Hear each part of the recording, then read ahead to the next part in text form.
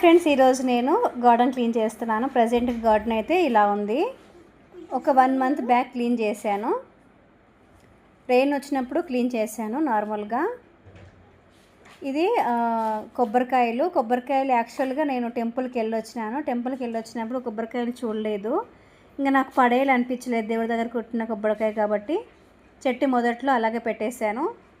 అవి కొంచెం కరిగి చెట్టుకి ఎరువుగా అవుతాయి అని చెప్పేసి అలాగే ఉంచాను. మేబీ అవి కరగడానికి 1 year అవుతుందో 2 years అవుతుందో తెలీదు.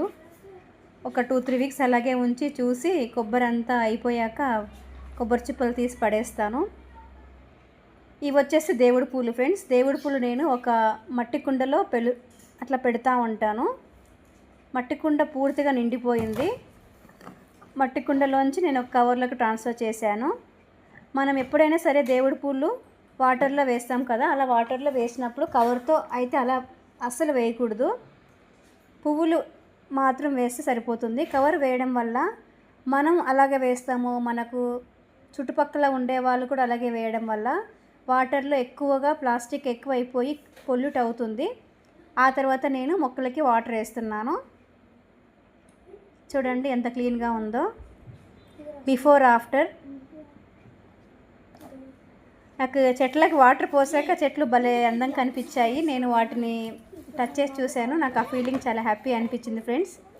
నాకు అదేంటో మొక్కలు టచ్ చేయడం నాకు చాలా ఇష్టము.